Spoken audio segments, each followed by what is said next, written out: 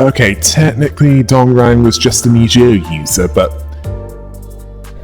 she had a report written, so I needed to include her. Speaking of which, let's cover another one.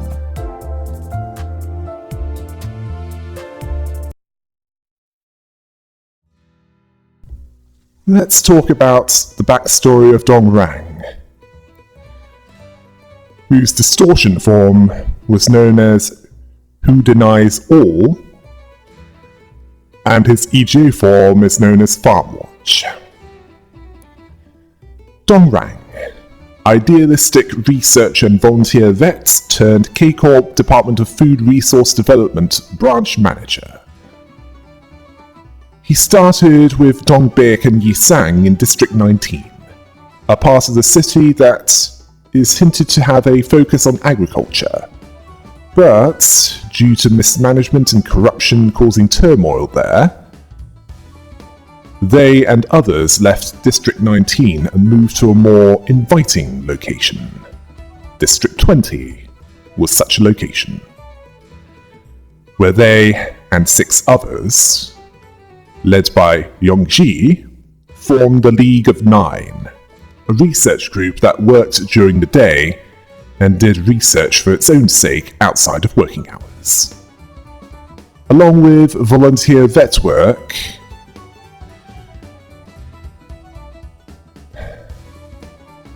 in his case.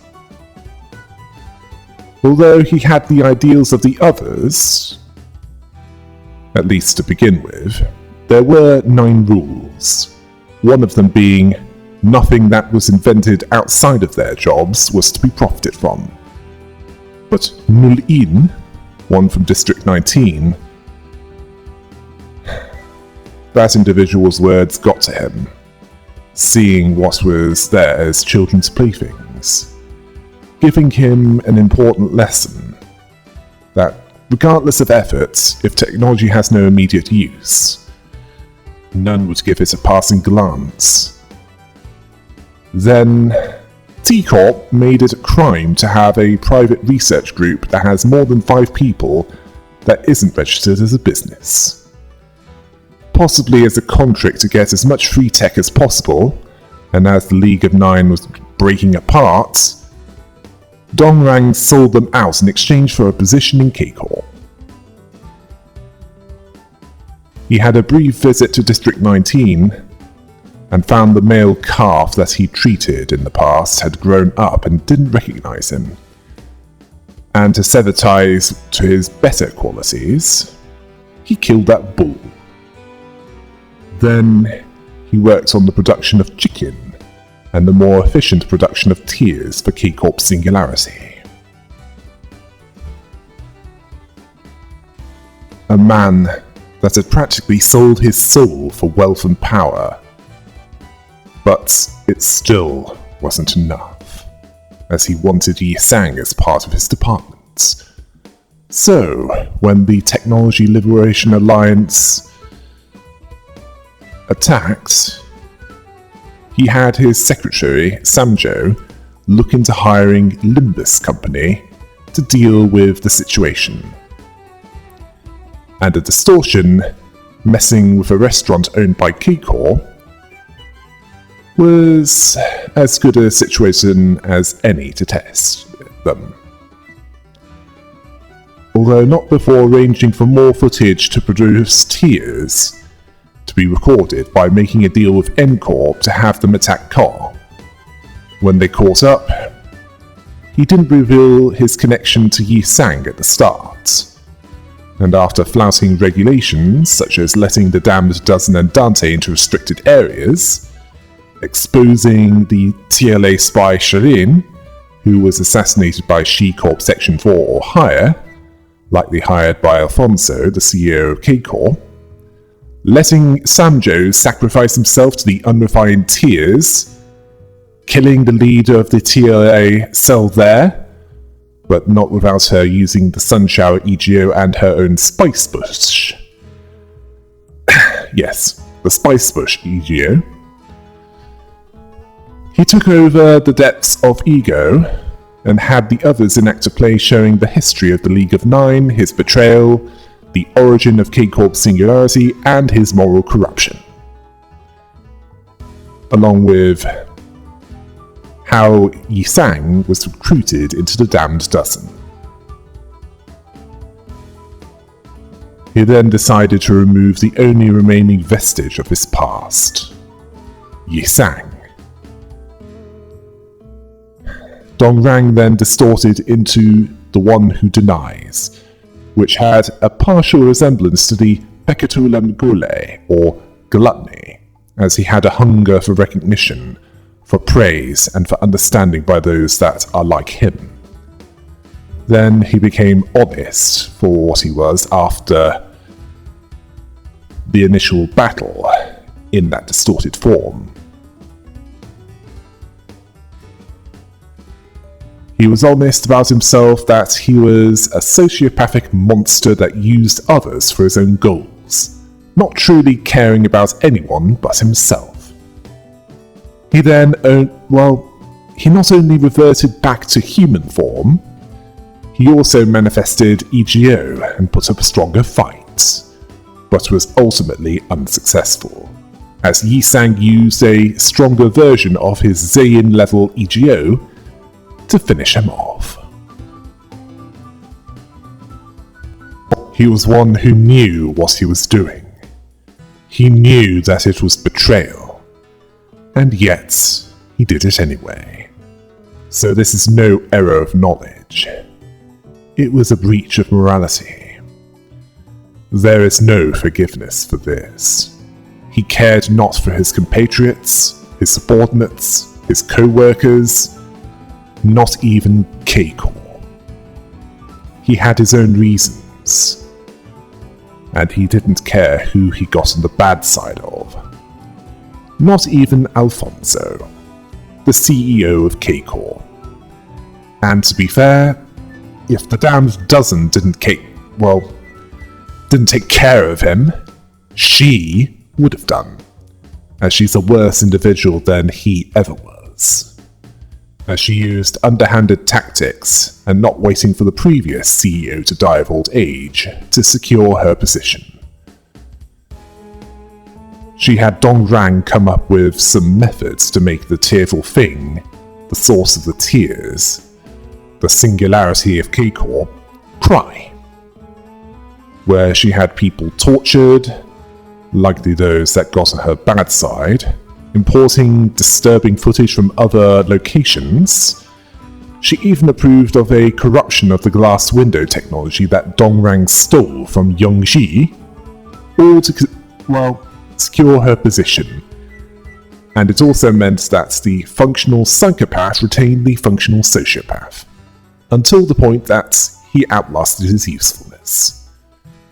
You don't get to the top of the pile in that grim dark world without being irredeemable mole slime at worst. Angela was right. Each of the wings has their fair share of dark secrets. K-Corp is no exception to this. And the nest of District 11, according to Roland, he considered that to be one of the nicer ones. I hate to think what the other nests are like based on this.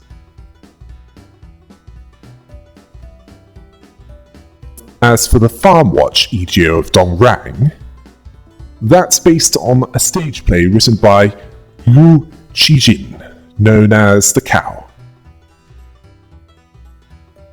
Farm Watch being derived from Marium in Korean.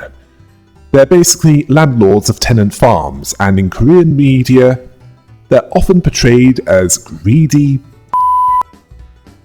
that won't hesitate to exercise cruelty towards those working on the farms, seeing the actual farm work as beneath them. Making others do that makes sense to them. The story involved a farmer that had a strong work ethic and also cared for his calf. Both his sons had their own plans. The elder son wanted his father to sell the cow to pay for his bride's family's debts, while the younger son wanted to sell it to pay for a trip to China to seek his fortune. After a series of events, the cow was seized by the landlord of the farm as part of a land tax. The farmer he considered filing a lawsuit but gave up when he found out that it wouldn't work out. In the end, his eldest son burned the landlord's grain storage. Then he was arrested by the police. The cow escaped and killed that landlord before making its way home. As for the in-game significance, the cow was cared for by Dong Rang. Well, this calf was rejected by its mother. It grew up to be a healthy bull up until the point that Dong Rang killed him. While the tech agency of T-Corp intended to confiscate the technology, it didn't involve that bull, and as for the burning, that was done by Dong Big and her fireworks in order to safeguard the glass window and the mirror from their hands, not knowing that it would be the glass window that would be corrupted by both K-Corp and the Ring. One more so than the other. As for how he fights as a Distortion, he has multiple phases, and each phase will result in him changing his appearance slightly. At phase 1, he favours rupturing his foes, at least primarily, although he can also make them bleed, cut into them with each attack, and he can leave empty marks which increases the damage he deals to those that have them, which can also heal him by the damage dealt, and be able to help him to hit harder after. Although, he would also become less durable for a time, if he fails to hit the targets. When he gets to phase 2, he favours making his enemies bleed over rupturing them, and can absorb positive status effects if he hits the target. At phase 3, he'll have a mix of both bleed and rupture, and prefers to weaken his enemy's durability, although in all phases, he'll slowly lose a small percentage of his HP with each attack, although any healing effects will be twice as effective, and those that can pierce against him will be especially effective against him. As a wielder of the Farmwatch E.G.O, while Sin affinity weaknesses change, he's still vulnerable to piercing. He focuses on slowing the enemy down and causing paralysis, along with making his enemies less durable and putting seeds on them. He summons 4 Trees of Desires at the start, which increases his damage potential and protection while they're there, and when enough damage has been dealt to move him to phase 2, when he's around 85% HP, he summons 2 more trees and becomes more aggressive towards the enemy. And this aggression only increases when he's at 50% HP and phase 3 is reached. And if any of the sinners have a full stack of seeds, they get trapped in an absorbing tree, but can be broken out. And since he's human, he can have his sanity broken, as he has an SP counter. When his SP is low, he can cause more damage at the cost of him becoming less durable. And this increases when his SP is broken, although it comes with some protection, and when he recovers, he can hit slightly harder, and if he uses a specific attack 3 times, he can be incapacitated for a time, Okay, next we shall cover the abnormalities introduced in the second refraction line, starting with the steam transport machine. O-06-21-16. This level abnormality is a steampunk machine that wouldn't be out of place in District 20, where it has a resemblance to the backwards clock in basic aesthetic. If this is an aberration of that abnormality, then the main difference between them is that the backwards clock was capable of sending someone back in time to correct a mistake, while the steam transport machine was made to transport luggage, and was capable of causing harm to any that encountered it. How that goes? It depends on what number is displayed at the time. Also, when encountered in the mirror dungeon, they're described as vacuum tubes.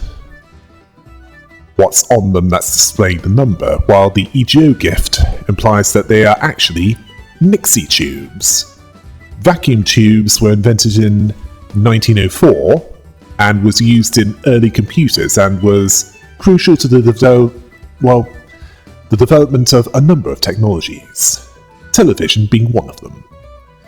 The Nixie tube, on the other hand, was invented in 1955, derived from Numeric Indicator Experimental Number 1, which was used for a number of numerical displays. As for how this fights, this abnormality is weak to blunt force. It also is more damaging when more than 50 turns have passed, and it can heal if it spends 50 accumulated past in the second refraction line. It also hits harder and can attack one more time if it has more than 80 accumulated past. So, if it has 160 accumulated past, attack power goes up by 2. However, the count can have an adverse effect on it as much as it can help. If the first digit of the accumulated past is an odd number, it's weakened to damage, yet it can cause more. If it's an even number, it can take more of a beating but is less able to dish it out. As for its attacks, they can slow and paralyze. It also hits harder with some attacks depending on the amount of poise that is generated. But like the Nixie tubes on it, it can be broken. If the steam blaster is broken, and there's any poise on it, it becomes easier to damage, proportionate to the poise remaining, although it will lose poise each time it attacks. It also has a limit to the amount of burn and bleed it can receive, 30 potency and 5 counts at any one time, a maximum of 150 each. As for when the body is broken, all the accumulated past is used, and then it becomes more durable to all attacks, where they do half damage for the rest of the battle. Unless there are any debuffs on it that decrease the durability. Don Quixote, one who would read the opium hallucination-laden works of Lewis Carroll and see it as a rational world, is the one writing up the reports on this abnormality. I'll see if I can translate it into a form that's more easily understood, as you know how she speaks. She described this steam-discharging machine. It was large, 3 times her height, so around twice Rudyard's. She saw 4 vacuum tubes, each with a number. She saw something else of note as well. It had an elaborate setup, gears attached to its arms and legs and on its torso. It was discharging steam, comparing it to a factory that had come to life with the ability to move. Gregor was questioning the wisdom of letting her write this report, and Faust noted that she'll attempt to understand it, much like the incident with the chickens. Not being too concerned about this. Upon fighting it, Don Quixote noted that its approach was to pound them with its body. It also attacks them with hot, high-pressure steam from its chimneys, like water from a fireman's hose. It escalated in strength as the numbers on its torso increased. She noticed this as her eyes were being cooked. Masol had a different theory. The numbers represented the time they took to get there, like what they saw on the train. Faust saw this as interesting, noting that they needed to hurry. Gregor asking if they're going to ignore how Don Quixote told them that it was cooking her eyes and treating it like it was nothing? Then Don Quixote had more findings to share. She noticed that it could repair itself, noting that the number of the torso changed as well. It released tiny machines to repair itself, to undo the damage dealt to it, comparing it to how Dante does it for them. Dante was annoyed that this was why she requested a meeting. They don't know exactly how their rewinding works. Faust doesn't have enough information about this to deny or confirm this. Masol noted that shattering the vacuum tubes proved effective against it being able to repair itself, as it was unable to do so once they were destroyed. Next we have the Fey Lantern, F-01-11-15. This TEF level abnormality is possibly an aberration of the Meat Lantern abnormality. Both have lantern in its name, and both use lights to lure its prey and then devour them. Although the main difference is that the Meat Lantern represents an anglerfish in both method and appearance, at least when surfacing, and the Fey Lantern looks like a small tree with a fairy that's on it. The Meat Lantern's light is just a light that doesn't affect the minds of those that see it, while the Fey Lantern's fairy charms those that it gets within its line of sight and lures closer, where the multi-eyed part of it is able to attack without any difficulty. As for the E.G.O gift Midwinter Nightmare, that sounds like, it sounds like an inverted reference to A Midsummer Night's Dream by William Shakespeare. Titania, the Queen of the Fairies, was in that, which was also an 11th level aberration of Fairy Festival featured in Wonderlab, although I'm not sure if that's canon anymore, as the maker of that webcomic has called for that to be removed. It will start when it's fought by the sinners by charming some of them. They will be unable to damage the abnormality until the fairy is broken. It's best to, use slash attacks, as it's weak to that. Well, we need some lumberjacks then. And when it's broken, it will attack directly when it surfaces and its multi-eyed form is more visible. And it will attack directly, dealing a combination of bleed and rupture. If the body is not staggered, the fairy will charm more sinners and the cycle continues. One complication in this is any buffs and debuffs expire when the body is hidden, and when the body is broken, the fairy will only have 60% HP.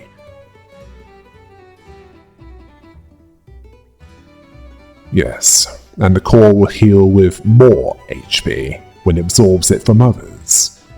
Killing the fairy also grants some poise for the next turn.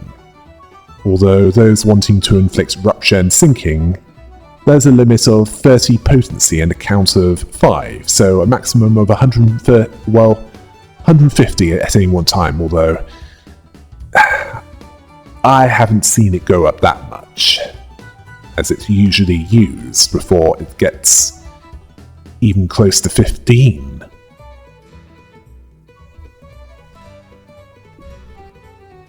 Otis wrote this report, saying that the Fey Lantern was encountered around 1440 hours. It was the time it was identified as an enemy, and they prepared for battle. Its appearance was described as a hideous ancient tree, estimated to be around 100 years old. The evidence of this is the broad wrinkles and wide pillar. Its height was too stocky. Despite those traits, the branches were broadly pointing in the same direction. Its roots were broad and deep-reaching. The blue fairy, she is unsure of what other name to call it, hung on the tip of one of the branches and radiated a bright light. She deduced it to be a trap aimed at deception. She's familiar with this kind of trap in the battles that she fought. Something to draw attention and ambush them from where they least expect. Yes, from where they least expect it. She told them to halt their advance and wait Dante's orders. Yes. To wait Dante's orders and to consult that guide in their future command. Now, this impressed Heathcliff, seeing this, not knowing that she was that good. Otis had both encountered and installed similar traps. Even a civilian could identify it if they had the modicum of perceptiveness. Ishmael said, "Right, even a modicum of perceptiveness." Heathcliff understood the sarcasm and told her to shut up. At 1900 hours, she reported that it immediately attacked them from the ground as soon as they got close. They suffered losses, but considering that they charged at it despite her warnings, it wouldn't make much of a difference. Although the intel on the decoy was valuable, the bulk of its body was underground. Countless roots.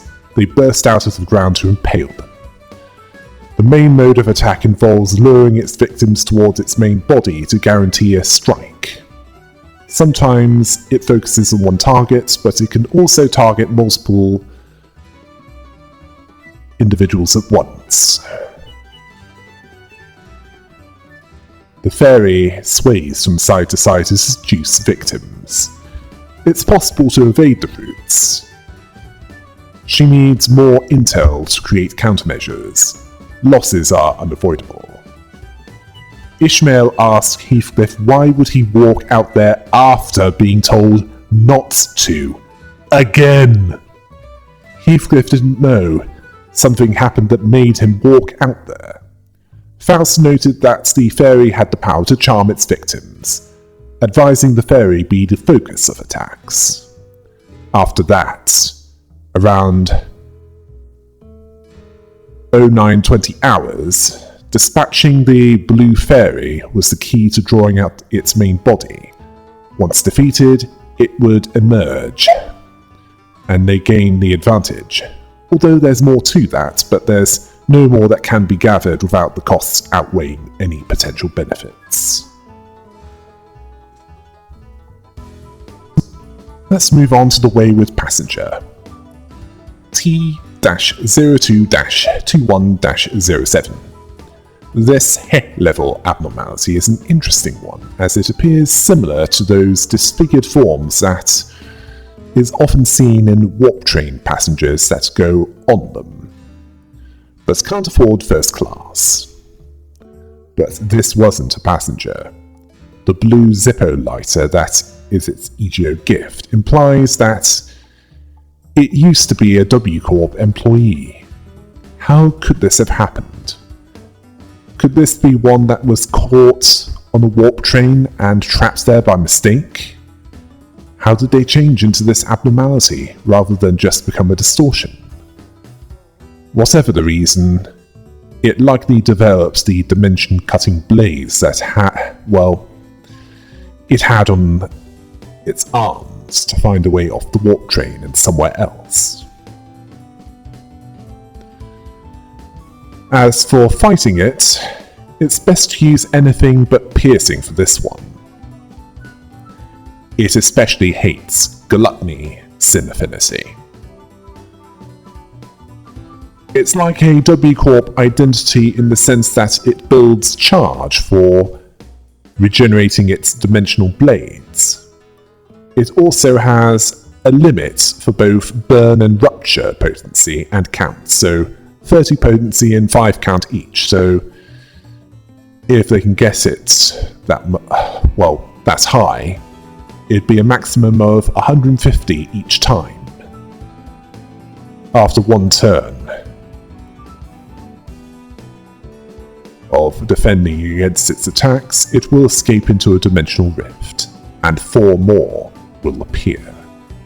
Any that remain will result in buffs for the abnormality, if they can't all be gotten rid of. So it's best to prioritise the red and blue ones, as the red ones increase damage dealt, and the blue ones increase coin power.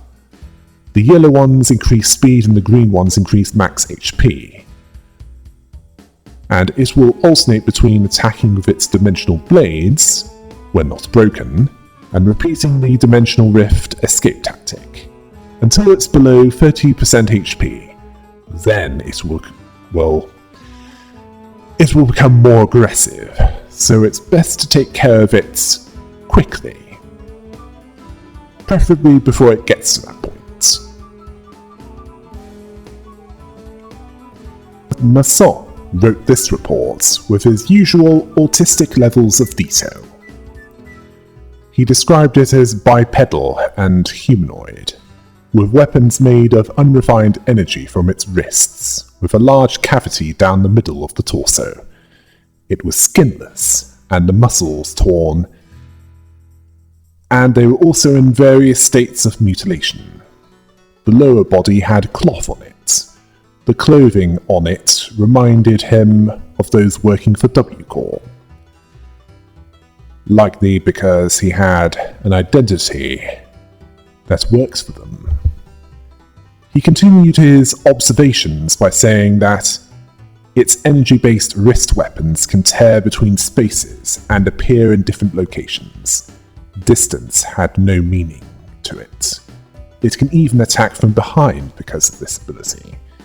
It can exist in spaces outside of their senses, opening up spaces in multiple points, each one comprising of different colours. Each had a different feel, differing temperatures and air currents. He observed that enough physical force can be used against them to close them, which eliminates the auras of each rifts. 4 different rifts, once opened, it would attack without fail, hiding in one of them, and would be protected... It would be protected from its offensive maneuvers. It also received residual effects as long as the spaces remained open. It didn't receive any benefits from the spaces that were closed. It appeared and disappeared frequently, so closing as many spaces as possible before it emerged was a good idea to carry out. Repeated combats could determine the effects of each space it opened. Red made it more aggressive. Green made it more resilient. Yellow made it faster. Blue made it harder to match its strength. Finally, we have Sign of Roses. O-04-21-22. This WA level abnormality has a lot of Christian symbolism, specifically to do with the crucifixion of Jesus, although it was likely the reality of how he was crucified was taken into account with this, as, well, due to how the trees were in that part of the world. Well, it certainly wasn't a crucifix that is more familiar, as crucifixion in that part of the world, it looks like a vertical St. Andrew's cross made of wood. Then there's the E.G.O gift, the crown of thorns, as in what he wore when he was crucified. It was also part of the E.G.O of Virgilius, the Red Gaze, which didn't come a moment too soon as he fought Schadenfreude. And this is clearly a twisted reference to Christianity, much like One Sin and Hundreds of Good Deeds and White Knights. The last one delivered divine retribution towards the wing that went down the UAC routes to generating power, as in tapping into hell. As for how this fight went, as in the final fight of the refraction line, this one was a puzzle fight, where brute forcing it won't be as effective, as it doesn't matter what is used on it, it will damage it just the same. And not just because it's protected in proportion to the Crown of Thorns status that's on each of the combatants. It's because it's the same that applies with each sin affinity that's used to attack it. Although it will make sin-drenched roses appear, this is something that must be defeated quickly. Otherwise, the sinners will be killed by being crucified in a similar manner to the Abnormality. As for how to defeat the roses, like with like is recommended to speed this up. As in, for example, if it's the purple envy sin-drenched rose, it's best to use envy against this.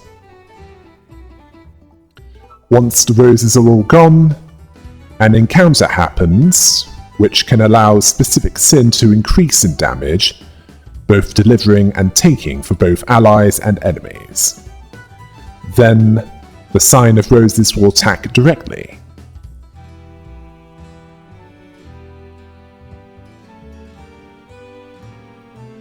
And its maximum HP and its resistance to damage,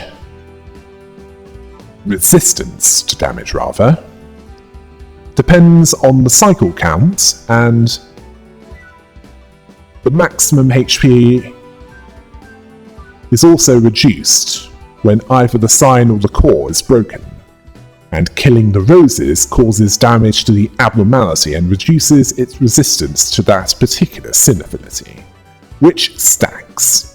As for direct attacks against the sinners, it's a mix of burn, tremors, paralysis, slowing them down, bleeding, rupturing them, giving them a sinking feeling, making them less durable. Yes, a wide variety of debuffs, and also it can also, buff itself regarding how hard it can hit and how much it can take. So, attack power up and protection. Hong Lu wrote the report on this abnormality. That weird, messy, rose-infested wooden planks. He saw it as the most slapdash flower arrangement. It should be glad that it didn't work for his family. He saw every gardener as having different standards of beauty, and not guessing what standard this was going for. It was hung on wooden planks. It had eyes. Seeing this work as like surveillance and bondage. Well, At least you have standards. He doesn't enjoy this kind of work, seeing it as hideous. And Heathcliff didn't get this attempt at being an art critic. Gardner, piece of art, asking what was wrong with him. It's a monster that skewers people.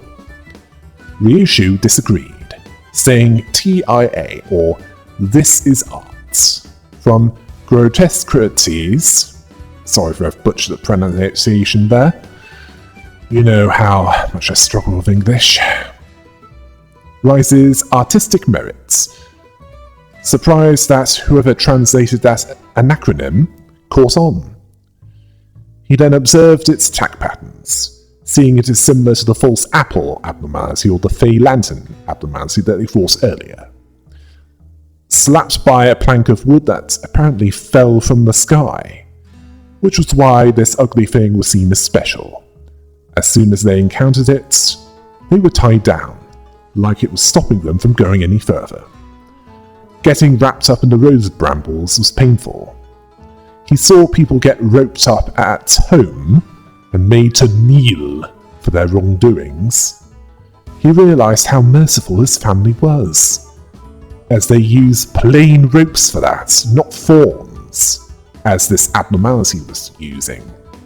It felt like he was being drained of blood, like it was hungry. When they died, it wasn't just their bodies that was failing, it was their resolve as well. Not psychological pressure, it was completely different from that. It's like emotion within him was snapped in half. As for those that died, it was unusual.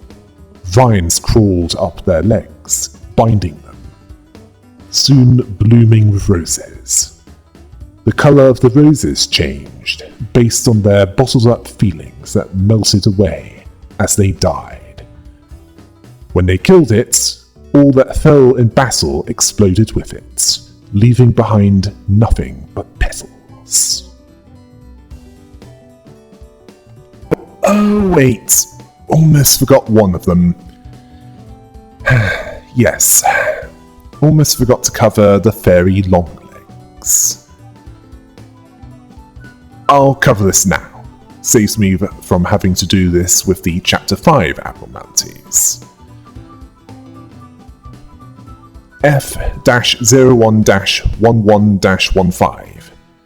This is a TEF class abnormality, and another aberration of the Fairy Festival abnormality. A pun on very long legs, and possibly daddy long legs. This one is more lanky than the Fairy Gentleman, and is another example of an act of kindness with an ulterior motive. It can summon giant clovers to shield others from the rain, but the reason for that was, well, it's to ensure that the meat, as in those that it's helping, doesn't get spoiled, as wet meat rots more easily. The tie it wears hides a vertical mouth, where it samples the meat cut from its victims with its long, sticky, paddle-like left arm. This is fought alone in the hard mode of the second mirror dungeon, but in the 5th cycle of the second refraction line, it's part of a tag team with the other aberration of Fairy Festival, the Fairy Gentleman. Both fought at the same time, which further complicates that battle with all the buffs that both will receive by that point in the refraction line. Although, the Fairy Longlegs would be useful against that evil coveter of gold, the Leprechaun, as apparently he hates four-leaf clovers. I mean, let him try to get his gold back from this abnormality.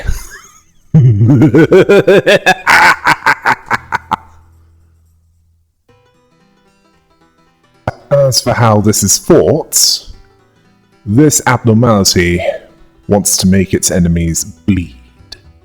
Most of its attacks do this to them. They can also use paralysis as a means to make things harder for them, along with slowing their enemies down. There is even one attack that can assist with healing itself. Bleed can also enhance damage more than it usually does, although breaking its arm will make it hit less hard. Breaking the leaf on its head will weaken its defense, and make it more vulnerable to attack. As for what it's weakest to, slashing does best against this, along with wrath, gluttony, and envy, sin affinity. So Rabbit Team Heathcliff would do well against this one, as although his shots are pierce damage, the knife attacks do slash damage. There are others that would be good against this one, but that former thug with that identity is a personal favourite for single wave battles.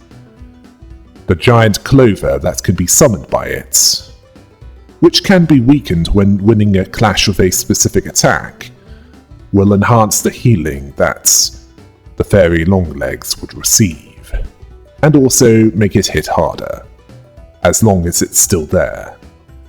Although it is weak to everything that the fairy Longlegs is, and also weak to piercing and blunt, so best get rid of this one quickly.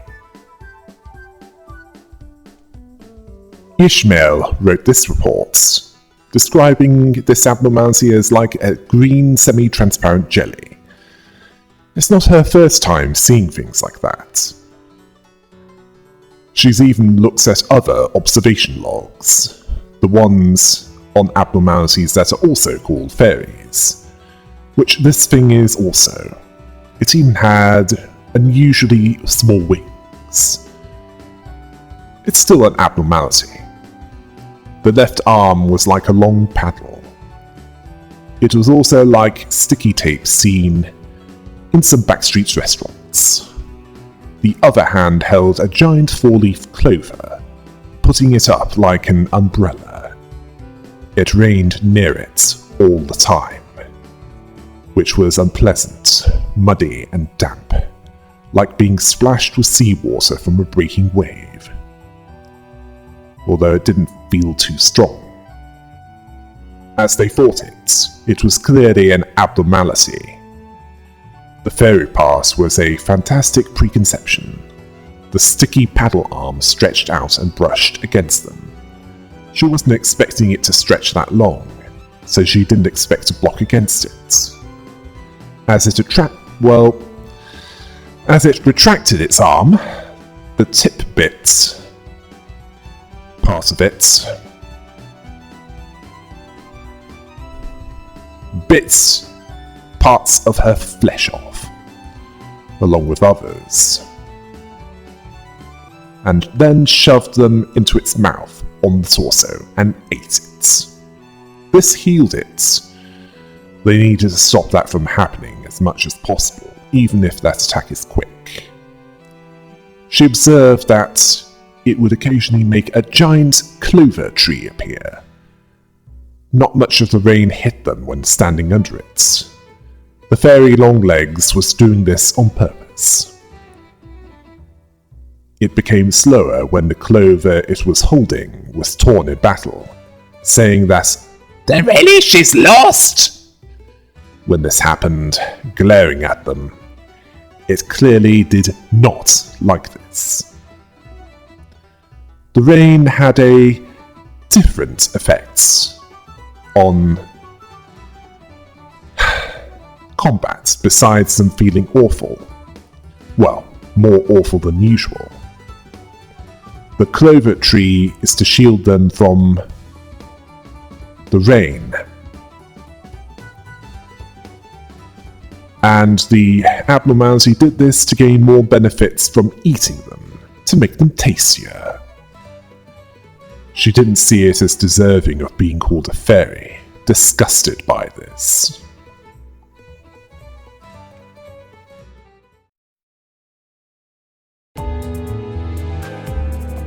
Well, that's all the abnormalities for Chapter 4 and the second refraction line. I look forward to covering more of them. Until next time. Hail the rabbits!